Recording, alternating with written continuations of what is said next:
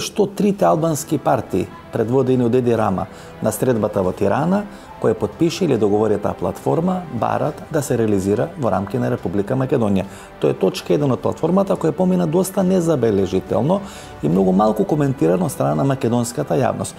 Цитирам, односно цитирам содржината на таа точка, во која се вели: усвојување на резолуција во Собранието на Република Македонија, со која се осудува геноцидот врз албанскиот народ во Македонија во периодот, внимавајте, од 1912 до 1956 година.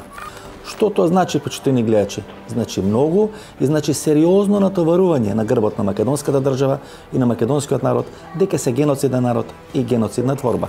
Ајде да го поделиме целиот тој период од 1912 до 1956 година во три фази. Првата фаза некаде после Балканските војни па се до капитулацијата на Кралството Југославија на 6 април 1941 година.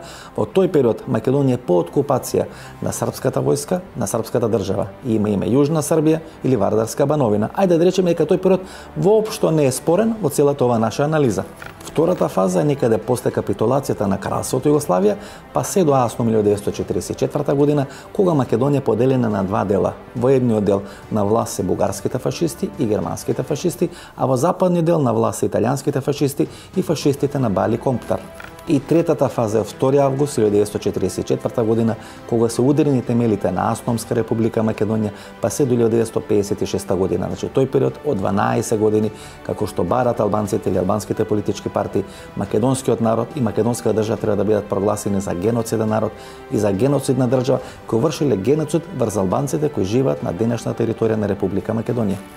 И која власт во тие 12 години од 44 до 56 година на територијата на денешна Република Македонија? Тоа е Комунистичката партија на Македонија, која подоцна прерасно во Сојуз на комунисти на Македонија, и тоа е денешната партија која е наследничка на тие две партии, Социјалдемократскиот сојуз на Република Македонија. Значи СДСМ треба да прифати платформа со која македонскиот народ и македонска држава се прогласува за геноцидни во период кога партиите чии наследник е таа партија владееле со Република Македонија.